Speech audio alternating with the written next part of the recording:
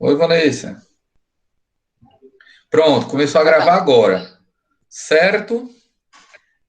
Eu não sei como é que salva isso aqui, mas que é a primeira vez que eu estou gravando pelo Meet, mas eu vou tentar salvar de um jeito que eu consiga postar no YouTube também. A de ontem eu já postei, tá lá, mas eu esqueci de passar o link para vocês. De qualquer maneira, eu passo daqui a pouco o link para vocês, quando eu postar também esse de hoje, tá bom?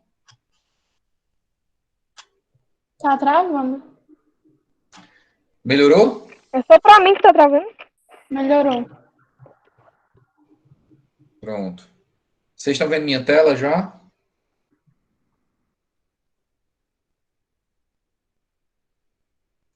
Estão vendo minha tela? Sim. Tá. Pronto. Vamos lá. A gente parou nesse slide aqui. Pessoal, vamos lá. Hoje a gente. Isso aí é uma coisa que a gente já discutiu, mas é sempre bom falar e relembrar que a informação hoje ela está numa velocidade, ela chega para a gente numa velocidade absurda. Quer seja pela internet, né, que isso facilitou bastante o processo de viagem dessa informação, né, de velocidade, quanto até mesmo do boca a boca, aconteceu uma coisa hoje, todo mundo já sabe e todo mundo vai estar informado sobre vai ter aquela informação disponível para si, né? Basta É operações que imobiliárias, seja né, Ícaro? isso, operações imobiliárias. A gente ainda está nos pré-requisitos para o sucesso do corretor de imóveis, né? Ok. E todo mundo, se você escolher o canal correto de comunicação, né, o canal de quem você quer informar, ele está presente naquele canal, você consegue uma eficácia dessa velocidade, certo? E por conta disso, os clientes eles estão cada vez mais informados. Dificilmente, quando o cliente ele vai para uma visita com você, ele vai desinformado sobre tudo da casa. Tipo assim, provavelmente ele já sabe a localização, ele já sabe o tamanho da casa, ele já sabe a área, ele já conhece o acabamento da casa, já sabe qual o acabamento que foi utilizado. Enfim, ele já vai munido de várias informações que basicamente você só vai para passar alguma coisa que seja que só você saiba, né? Ou algo que você ainda não disponibilizou para aquele cliente, né? Então, assim, por conta dessa velocidade dessa informação, você precisa ter sempre uma carta na manga para que você tenha sempre o que falar para aquele cliente, porque senão tudo sempre vai ser redundante para ele, certo? Espera aí, viu, gente? Só um momento.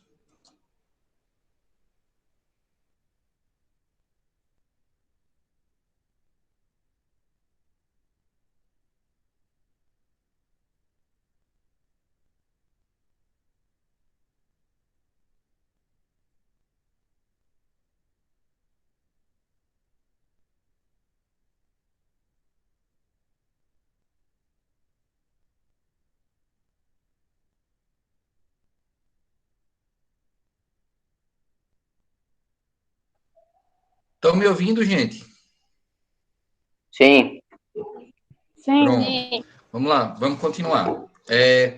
E onde é que o cliente vai ter essas informações? De onde é que ele vai buscar essas informações que ele tem a respeito do imóvel, a respeito da localização do imóvel?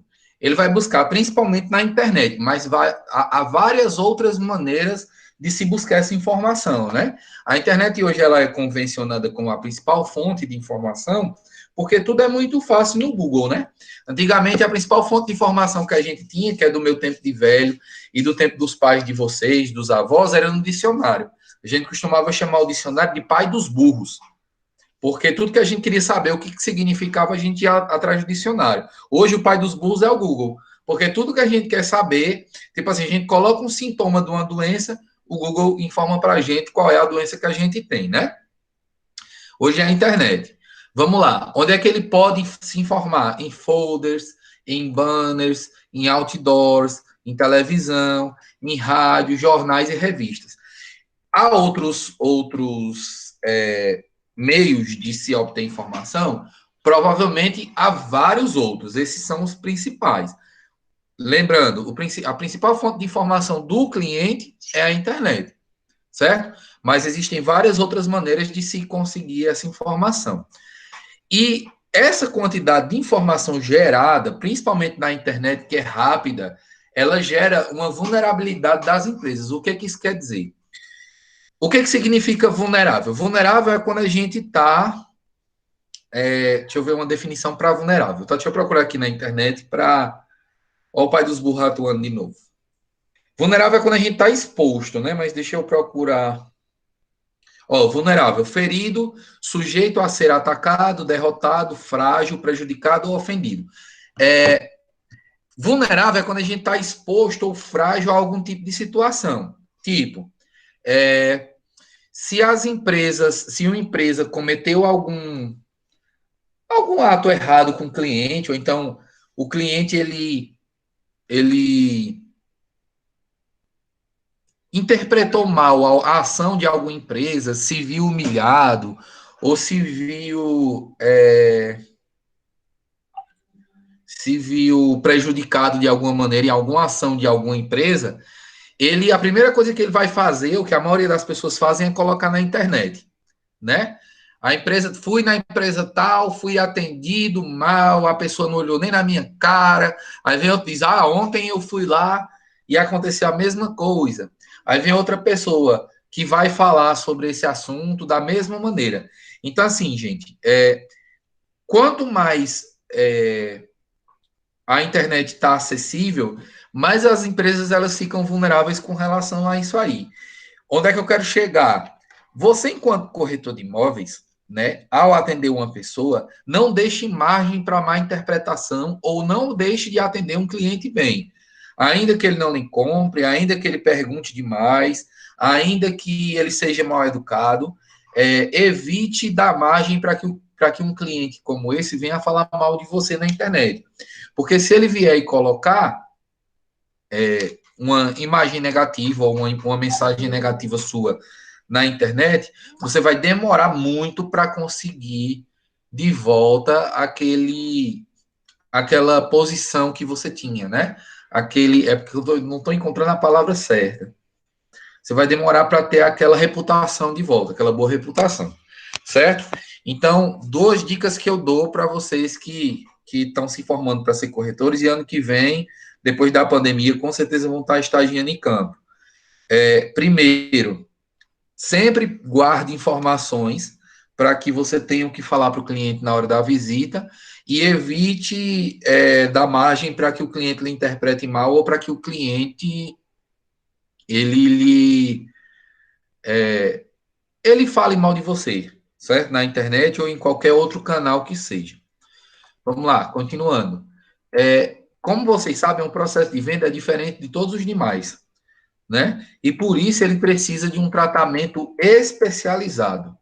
Não é qualquer pessoa que pode se tornar um vendedor, não é qualquer pessoa que dá certo como vendedor, não é qualquer pessoa que é capaz de vender bem alguma coisa, não, certo? É preciso que você tenha um treinamento, né, para que seja vendedor, estude muito para que seja vendedor e principalmente no momento da venda você dê um tratamento especializado, certo? A venda ela possui algumas peculiaridades, ou seja, algumas características que são só dela. Primeiro, resquícios antropológicos. O que significa isso? Vamos lá. Antigamente, gente, as pessoas, os homens das cavernas, né?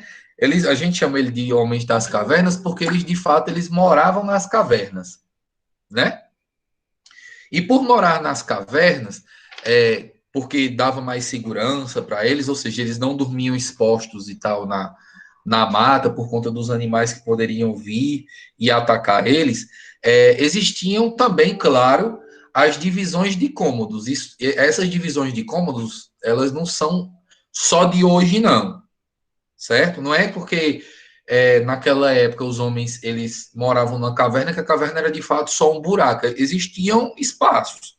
E naquela época, quem tinha autoridade para dividir, para saber quem que ia dormir em tal cômodo, ou quem utilizaria mais tal cômodo, eram os anciões, ou seja, as pessoas mais velhas. Porque mesmo na época das cavernas, existia já essa cultura de que o mais velho, ele é mais sábio. E esses resquícios antropológicos, eles existem até hoje. Por quê? Porque a maioria das pessoas, quando elas vão comprar um imóvel, elas consultam as pessoas mais velhas para decidir qual imóvel comprar, como comprar, até que preço comprar, qual a localização. Certo? Então, é desses resquícios antropológicos que eu estou falando. Segundo, comitê de compra. Eu já tinha falado isso para vocês, mas eu vou repetir. Eu não entendi não, Ícaro. O que? Os resquícios Esses antropológicos? resquícios. Sim.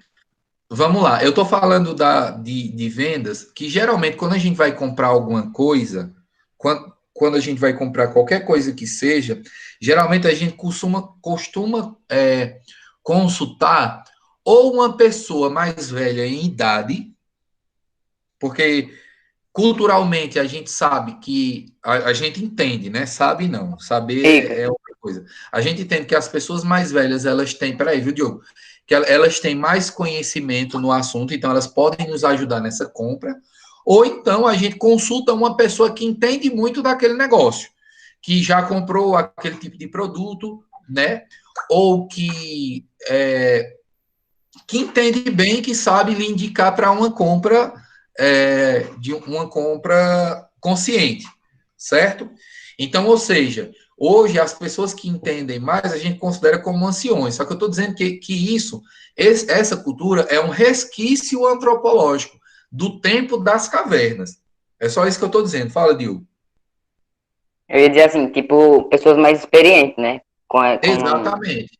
negócio. Exatamente. Mas Pronto. esses resquícios, só mais uma pergunta, bem rapidinho. Mas esse resquício é em relação à idade da pessoa ou à experiência dela? Tipo, um exemplo, se uma pessoa da tua família for comprar uma casa, mesmo que tu não seja velho, tu já tem muita convivência com essas coisas, mesmo que não for comprar tu, mas ela vai te perguntar. Então, isso também é um resquício antropológico?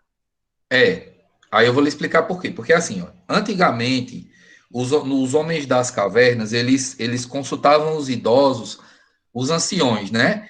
Que por ter idade mais avançada, eles acreditavam que aqueles anciões eles tinham mais conhecimento de decidir como é que ia ser feito lá a divisão de cômodos. Hoje, eu posso, nesse caso, nessa situação específica que você colocou, eu posso ser considerado um ancião, por quê? Porque eu tenho consciência de qual imóvel vai valorizar mais rápido, de qual imóvel é melhor para investimento, de qual casa é mais bem construída, entendeu? Não necessariamente hoje você precisa ser de fato mais velho, como na época das cavernas, mas existe ainda esse resquício antropológico da época das cavernas, onde você, ao fazer uma compra, você vai consultar uma pessoa que entende bem do assunto para que ela possa lhe orientar numa compra consciente. Certo? Certo. Pronto. Aí vamos lá. Comitê de compra. Quem compra alguma coisa, geralmente não compra só. Não sei se vocês já perceberam isso. Quem compra uma casa, geralmente não compra só. Geralmente ele vai, por conta desses resquícios antropológicos, ele vai consultar uma pessoa ou outra, mas ele ou ela leva marido ou esposa, leva pai ou mãe, ou os dois, leva filhos para saber se gostaram do local, leva amigos, consulta amigos. Então, toda compra, ela tem esse comitê de compra. O que é esse comitê de compra?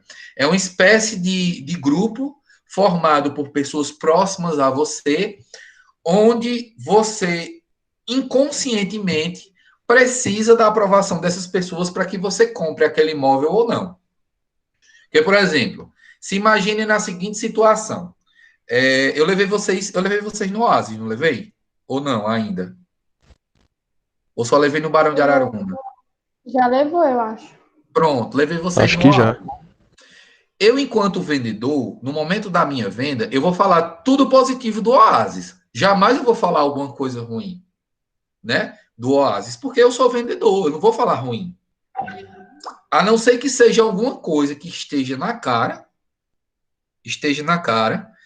e, tipo assim, eu precise falar daquilo para vocês. Tipo, o que seria isso? Por exemplo, o calçamento. O calçamento tá ruim, tá quebradiço. Tá cheio de pedras soltas lá e tal. Aí eu vou chegar para vocês, olha, o calçamento tá ruim, mas em compensação, isso, entendeu? Eu vou tentar compensar aquele ponto negativo de alguma forma, certo?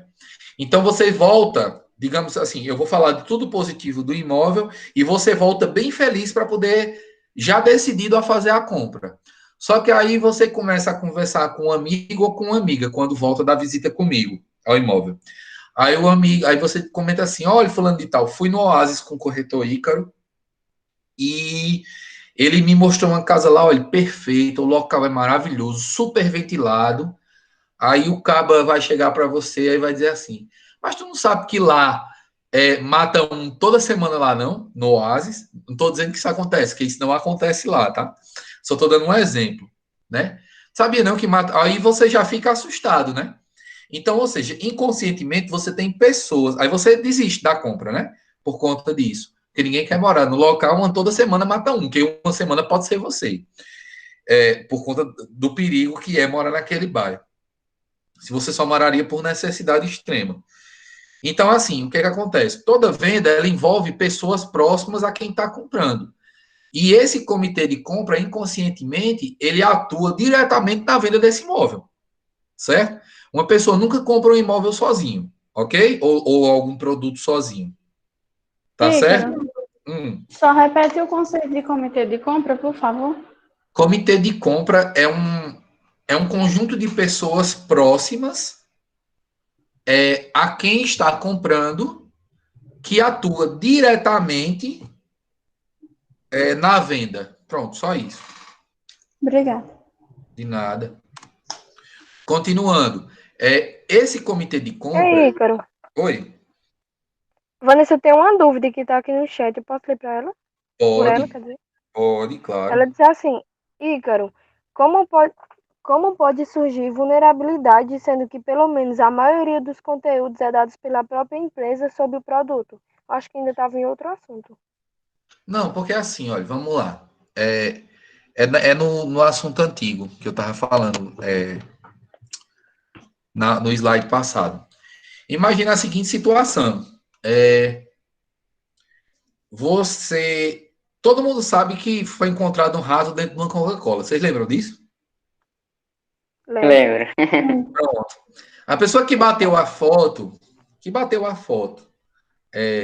daquele rato dentro daquela Coca-Cola, ela teve uma alta repercussão. Isso gerou uma vulnerabilidade grande na Coca-Cola. Vocês sabem disso, né? E por mais que a Coca-Cola, ela daqui para 10, 20 anos, ela lance várias campanhas de relações públicas, né? Que vocês já sabem o que é. Falando do processo de fabricação da Coca-Cola, que envolve todos os processos ambientais e todos os processos de segurança para que esse tipo de coisa não ocorra e que foi alguma coisa de uma pessoa mal intencionada, daqui a 20 anos, quem estava vivo na época do rato da Coca-Cola vai lembrar que foi achado um rato dentro da Coca-Cola. Isso é uma alta vulnerabilidade da empresa, entendeu? Por mais que a empresa trabalhe em relações públicas, isso é uma mancha enorme da postura, não, meu pai, na reputação da Coca-Cola. Tirando Acredito. que o povo diz que faz mal, né? E aí já é outra coisa. E aí já é outra coisa. Tem pesquisas, por exemplo, tem pesquisas que saem dizendo que a Coca-Cola, você tomar Coca-Cola durante vários anos, vai gerar câncer. Você tem mais probabilidade de ter câncer. É outro tipo de informação, né, que vem da internet, porque você pode ter acesso a estudos assim pela internet, onde gera uma alta vulnerabilidade da empresa. Entendeu? Acaba gerando, não tem como não gerar. Aí vamos lá, ó. O comitê de compra, gente, ele é ele é formado por pessoas da família e pessoas que também não são da família, por amigos e conhecidos, certo? Às vezes, até na internet, você tem, por exemplo, você quer comprar um produto, aí você vai lá nos comentários, né, do produto, nas avaliações. Aí tem várias avaliações positivas e tem várias avaliações negativas, é óbvio. Aí você vai primeiro, isso aí eu tenho certeza que vocês fazem isso, nas negativas. Por quê? Porque você vai ver se algumas daquelas avaliações negativas é importante ou não para você. Tipo assim, de repente, você quer comprar um celular, né, na internet. Aí você quer para quê? Para fazer ligação, você quer para falar no WhatsApp, para bater fotos de qualidade. Aí você vai ver as avaliações lá. Aí tem uma avaliação que o cara deu de 5 estrelas, o cara deu uma. Aí diz assim: não, eu não posso baixar Free Fire, que eu acho que é um joguinho que vocês jogam aí. Não posso baixar Free Fire ou LOL, ou sei lá, outro jogo, que o celular fica travando. Para você que está comprando um celular somente para bater foto, para falar no celular e para WhatsApp, que é o meu caso, de gente velho, esse tipo de comentário para mim não faz diferença. Por quê? Porque eu não estou comprando um celular para aquela finalidade. Mas de repente, se você estiver comprando para jogo, você já desiste da compra por conta daquele comentário. Então, isso é um comitê de compra. Comitê de compra são pessoas que são próximas ou que estão envolvidas no processo de venda que vão influenciar diretamente na sua decisão, né? E dentro do comitê de compra está também a decisão que está baseada diretamente no envolvimento que você tem com sua família. Às vezes, gente, tem pessoas que me procuram querendo uma casa somente no bairro São José, ou somente no bairro Jardim Gonzaga, ou somente no bairro Aeroporto, porque os pais moram ali perto. Então ele só compra, ou ela só compra, porque os pais às vezes já são idosos e precisa do cuidado dela, ela não pode estar se deslocando, porque às vezes não tem nem transporte, né, para isso. De noite, às vezes os pais precisam e tal, e ela só quer comprar se for perto da família. E existem também pessoas que dizem assim: olha, você vai vender uma casa para minha mãe, mas vende em outro bairro. Me indicam a mãe ou o pai para comprar e pedem que eu venda a casa o mais longe possível da casa deles, porque não querem o pai ou a mãe perto de casa. Então, assim, toda decisão ela tem alto envolvimento da família. Não estou falando, eu falei de pai e mãe, mas não necessariamente é só pai e mãe. Pode ser um tio, pode ser uma tia, pode ser filho, pode ser marido. Tem uma série de características e de peculiaridades onde a família ela vai influenciar diretamente na decisão daquela pessoa. Por isso é tão importante você ouvir o seu cliente, porque ele que vai lhe dar esse feedback, onde ele quer a casa, porque é baseado na família. Alguns não têm isso, mas outros sim. Existe a questão do tempo também. E do tempo eu estou falando no sentido geral. No tempo, que tem clientes que gostam de ser atendidos de maneira rápida, tem clientes que gostam de ser atendidos sem um mínimo de pressa, tem a questão do tempo também, no prazo de entrega da obra, que tem cliente que já quer uma casa pronta, tem cliente que quanto mais protelar, ou seja, atrasar a obra, melhor para ele é, porque ele vai ter mais tempo de juntar algum dinheiro da entrada ou algum dinheiro da documentação, certo? O tempo, ele é também uma das peculiaridades da venda. E, por fim, os valores monetários envolvidos, né? A compra de um imóvel, como eu já falei para vocês, ela nunca é impulsiva e ela sempre envolve muito dinheiro. Por mais que você diga assim, por exemplo, o Sol Nascente, que é um dos loteamentos mais em conta que a gente está tendo aqui no mercado, tem lotes lá a partir de 15 mil reais, e 15 mil reais para um lote hoje é relativamente barato, porque 15 mil, é difícil você achar um lote de 15 mil no mercado, ainda assim, 15 mil reais é muito dinheiro. Quem hoje tem 15 mil reais guardado dentro de uma conta para poder dar num terreno, para comprar um terreno? Eu acredito que quase ninguém, né? Das pessoas que estão envolvidas ao nosso redor. Então, assim, como tem dinheiro envolvido, e como a pessoa vai investir algum valor do seu suor e tal, do seu trabalho, existe pensamento, né? Existe ponderação, ou seja, a pessoa vai ponderar se ela pode investir aquele dinheiro, ela precisa de segurança para investir aquele dinheiro, ela precisa de informações corretas para investir aquele dinheiro, né? Ela precisa de uma série de garantias que lhe dê segurança para que ela consiga, para que ela pense, não, eu vou investir esse dinheiro, certo? Então, tudo que tem dinheiro, quando tem dinheiro envolvido, ou seja, quando há valores monetários envolvidos, a ponderação de todas as possibilidades. Beleza? Ícaro, tu pode repetir, mas pode ser bem breve, porque eu não entendi muito. Júlia, vamos lá. Esse último? Mas Pronto. pode ser bem rápido. Vamos lá. Se eu dissesse assim, Júlia, vou te dar esse terreno aqui, de graça. Tu quer? Qual terreno? Não, vamos lá. Eu estou te dando um terreno. Você quer? Quer ou não quer? Quero.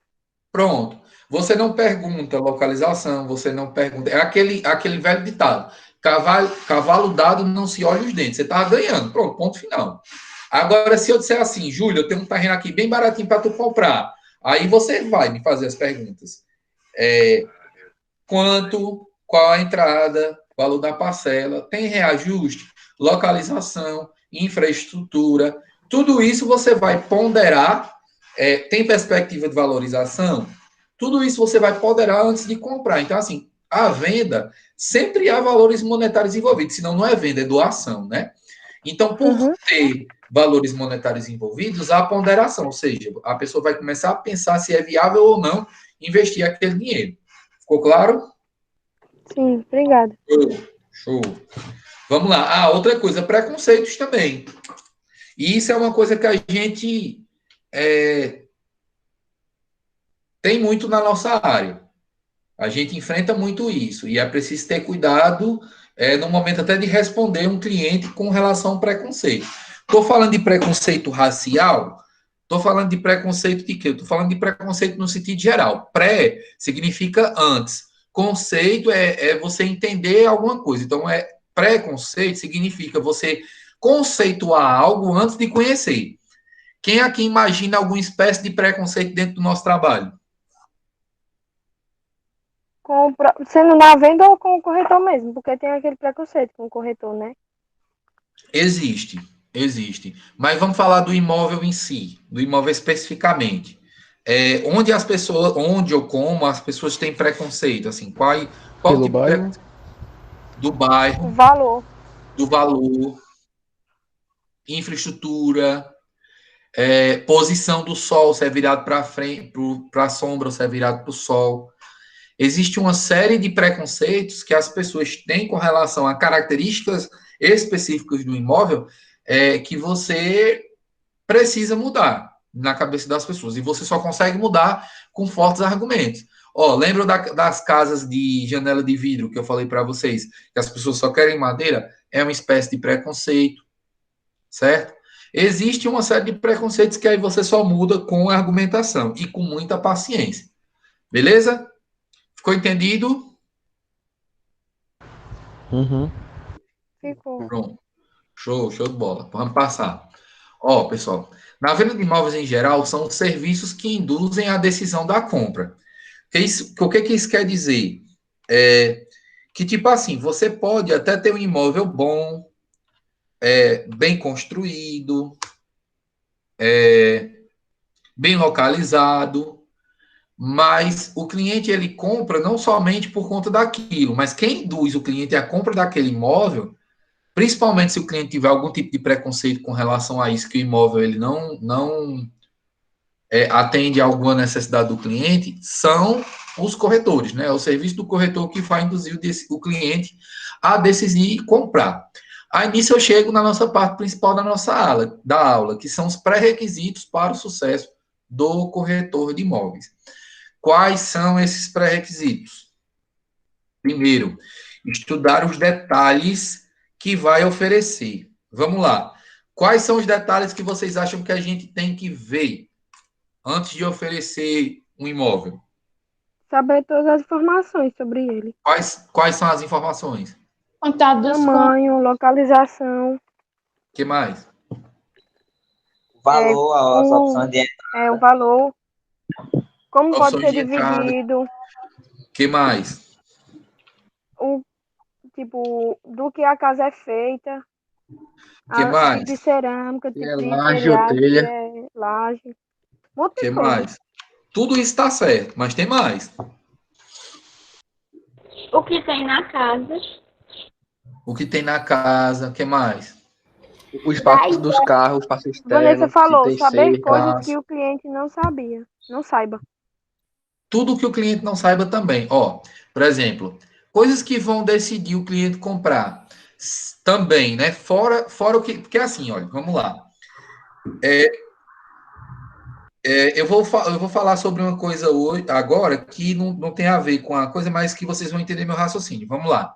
Qual a formação que vocês acham que é necessária hoje? Quando eu estou falando de formação, é formação acadêmica, tá? Que vocês acham que é necessária para se trabalhar e ganhar um salário razoável hoje? Só o ensino médio é suficiente? Não, tem que ter pelo menos uma especialização no Depende do cursinho. emprego que você Vamos quiser. lá, o que é um salário bom para vocês? O que é um salário bom? 3 mil Valor. por mês. Acima de R$1.000. 3, 5 mil. 3, 5 mil. É o que... Pronto, vamos botar 5 mil. 5 mil reais. Pronto, Pronto. 5 mil reais hoje a pessoa vive bem. Vamos lá, você ganha 5 mil reais por mês.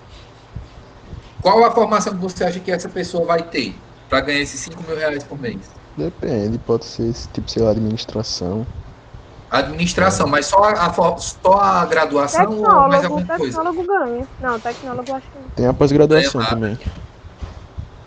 Especialização. Vocês acham que o mestrado? Cursos. O que mais? Mestrado ganha mais. Ó, o básico do básico de uma formação hoje é graduação. É o básico do básico do básico. E não há nenhuma garantia que somente com a graduação você vai ganhar dinheiro. Você vai ganhar 5 mil reais por mês. Às vezes você faz 1, 2, 3 especializações e não ganha isso tudo por mês. Você vai ganhar um salário mediano entre 2.500 e 3 mil reais. Para você ganhar mais, você precisa de um mestrado, você precisa de mais cursos, né? Você precisa demonstrar que você tem conhecimento. Voltando para a nossa área de corretagem de imóveis, nessa questão de informações e detalhes de imóveis que você vai oferecer, as informações de acabamento da casa, de área, de estrutura, de rua, de tudo, né? Se é laje, se é telha e tal, são as informações básicas. É como se você estivesse falando da graduação. Sabe onde é que você vai fazer o A mais, no caso deles como a venda? Primeiro, você sabe o bairro que ela está localizada. Então, você vai estudar o índice de criminalidade naquela região. Por exemplo, sempre que eu ia vender oásis, casas e principalmente loteamento, que eu estava levando um cliente para venda, eu sabia que o bairro Betolândia, e posteriormente, claro, o Brejo Seco e hoje Monsenhor Murilo, que é o Oásis, eles, no ano anterior, eles não tinham tido nenhuma morte.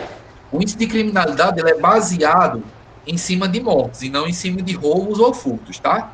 Então, ou seja, no momento da venda, no momento de explicar que eu estava levando o cliente para venda, eu falava isso, eu comentava.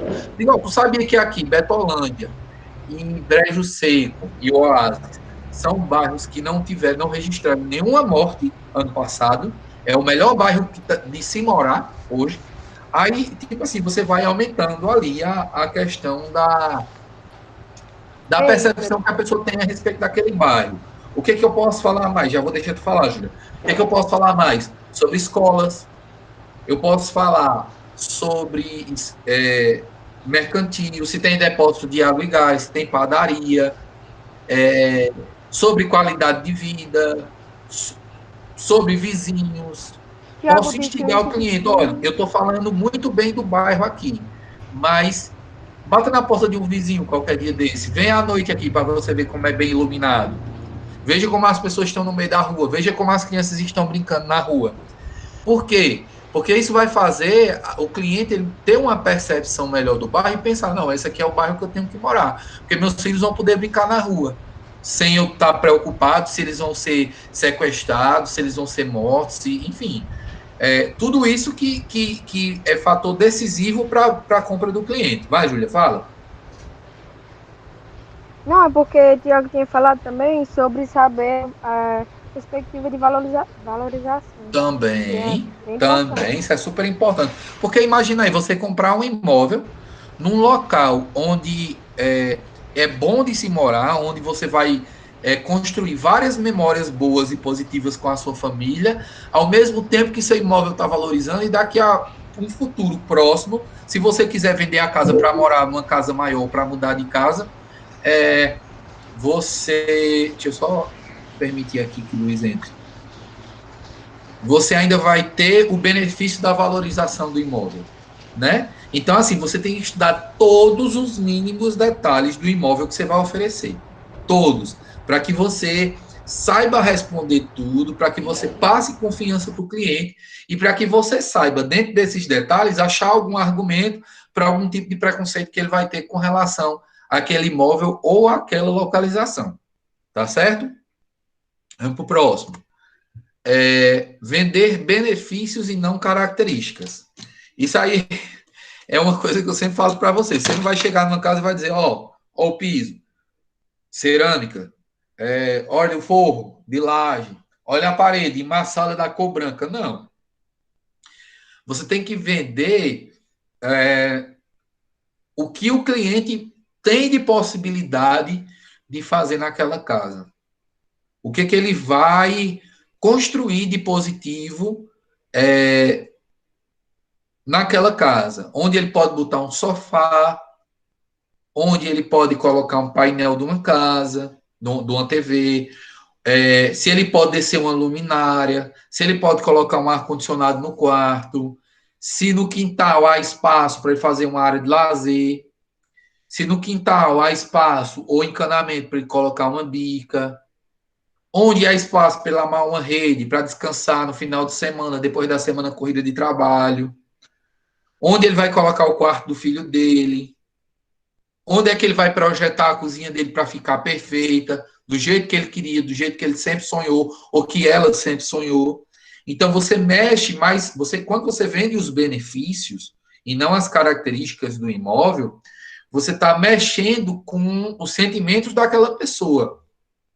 E ela começa a ter ali um sentimento de pertencimento àquele local.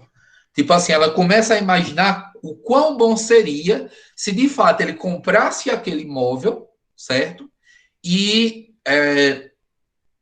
ele começa a imaginar na cabeça como é que ele vai fazer para poder pagar a entrada. Então, basicamente, vender benefícios é isso. Tipo assim, por exemplo, vocês lembram daquela live que eu fiz com o Éder? A primeira live que eu fiz no Instagram? Uhum. Na mesma época que Éder estava para comprar uma casa, ele estava para comprar um carro também. E ele estava decidindo ainda qual carro que ele ia comprar. E ele chegou para mim e falou assim, Ícaro, se numa visita de uma casa, se a vendedora do carro me vendesse o carro como você vende a casa, eu já teria comprado o carro. Por quê? Porque os vendedores de carro, geralmente, quando você vai comprar um carro numa concessionária, eles vão chegar só, olha, roda de liga leve, freio a disco ventilado, direção elétrica ou hidráulica, espaço para isso, espaço para aquilo, não sei quantos litros no porta-mala. Ele vende as características, ele não está vendendo os benefícios. Tipo assim, o test drive, quando você leva um cliente para o test drive, aí o cliente, sim, está testando o carro e está vendo os benefícios que ele vai ter com aquele carro. Exemplo, se o carro já vier com central multimídia, com Bluetooth, que você pode conectar no celular. Se o cliente não for fazer o test drive, bota o cliente para sentar dentro do carro, liga o Bluetooth do celular do cliente, bota para ele botar uma música que ele gosta lá dentro do carro. Você já começa a a trabalhar essa questão do benefício que ele vai ter ao ter aquele carro, que ele vai poder ir para o trabalho dele só conectando o celular no Bluetooth, sem precisar de fio nem nada, sem nenhum trabalho e tudo mais. Então, você dá ao cliente o pertencimento daquele objeto. E aí ele começa a pensar a comprar. Isso vale para qualquer tipo de produto, gente. Qualquer tipo de produto. Travou?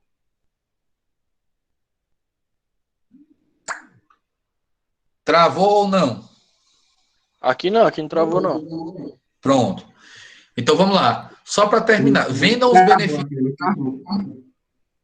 Vendam os benefícios e não as características. Porque quando você vende o benefício, você está trabalhando os sentimentos de pertencimento que o cliente tem com aquele objeto. A gente está falando de imóvel, mas pode ser qualquer tipo de objeto. Certo? Você compra alguma coisa não é pelo fato de possuir. Você compra para utilizar. Beleza? Vamos lá. E por último, a argumentação de vendas ela deve ser persuasiva, né? Só completando o que a gente acabou de falar. Claro, sempre falando a língua dos benefícios. O que é uma linguagem persuasiva para vocês? O que é uma argumentação persuasiva? Ou o que é persuasão? É tipo que você possa conquistar a confiança do cliente ou de uma pessoa com apenas palavras, com apenas uma conversa. Esse é o objetivo final. É o que você vai conseguir. Você vai conseguir com que ela veja de maneira diferente. Persuasão, ela tem a ver com convencimento. E o convencimento não é você bater de frente com uma pessoa, com as ideias daquela pessoa, que aquela pessoa tem a respeito daquele produto, não. É tipo assim, é você convencer de fato ela, com a argumentação boa, de que aquele produto é melhor do que o que ela queria. Vamos lá, vou dar o exemplo de novo da janela de vidro temperado. As pessoas, geralmente, quando chegam nas casas que há janela de vidro, ao invés de janela de madeira, elas já dão uma murchada e dizem logo para a gente, caso elas estejam abertas a isso, que não gostaram. Quando elas dizem isso para você, avisa, mas você gosta da madeira por quê? Aí a pessoa vai dizer, não, eu gosto da madeira porque eu acho mais segura. Porque se uma pessoa pular o muro da minha casa, ele não vai quebrar a janela de madeira. Deixa o cômodo mais escuro também. Aí você vai falar o seguinte, quais seriam os argumentos que você tem para utilizar numa situação como essa? Primeiro, mas você sabia que a janela de vidro temperada ela é mais resistente do que a janela de madeira? Aí o cliente mesmo, saiu pesquisa e tudo mais, que a janela de vidro temperado ela é muito mais resistente do que a janela de madeira. Segundo, você sabia que a janela de madeira ela tem uma taxa de manutenção alta por conta do verniz que você tem sempre que passar, porque incide sol e luminosidade em cima dela, e que o vidro você não tem nenhuma manutenção, a não ser água e um pano. Aí o cliente não sabia. Você sabia que a janela de vidro ela representa economia de energia por duas situações. Primeira, porque não vaza ar-condicionado, ele não vai ficar escapando, porque a janela de madeira ela não veda bem, mas a janela de vidro ela veda. Isso funciona para chuva também, não entra chuva dentro de casa. E segundo, porque por ela ser de vidro, ela ser transparente, você pode ter uma claridade maior sem a necessidade de estar ligando a luz de casa durante o dia. Então, assim, são várias argumentações que eu estou utilizando uma espécie de convencimento ao cliente para que ele pense, mas digamos que ele utilize esse argumento que Júlia falou, mas a janela de madeira, ela é mais escura. Sim, você pode botar uma cortina, uma persiana, que é até mais bonita do que uma cortina, que veda e deixa escuro tanto quanto uma janela de madeira. Fica bem elegante, fica bonito, entendeu? Então, assim, há uma série de argumentos persuasivos que você pode falar com o cliente para convencer ele de que aquele produto é melhor do que o que ele queria. E outra, falei a linguagem dos benefícios, ou seja, falei tudo de benefício que a janela de vidro traz ao invés da janela de madeira. Tá certo?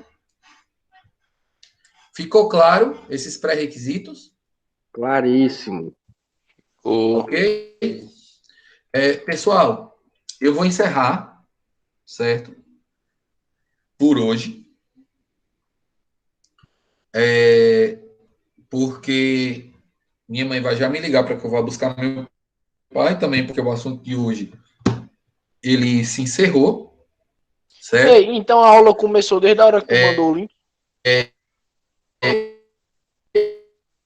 Tá travando, travou. Travou, foi tudo. Foi, Começou mas desde mandou 3 horas. 3 horas. Conversa, mano. Foi, eu não disse a tu E eu ontem que hoje, Eu não tô dizendo, não. hoje Eu saiu não- de 3 horas. Eu não lembrei não, olha. Aí eu fiquei fazendo as coisas aqui esperando dar 3h30 pra entrar, vacilo. E só para lembrar vocês, Dá uma olhadazinha amanhã, no mas eu tô slide. gravando, Luiz. Uhum. Eu tô gravando.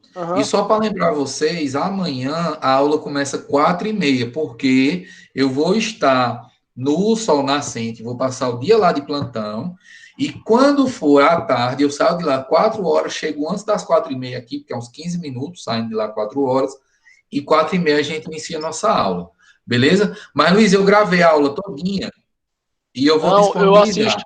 assisto. Tá. Eu mando já o link para vocês da aula de ontem. Eu já Beleza. passei o slide de hoje e o slide de ontem no WhatsApp de vocês.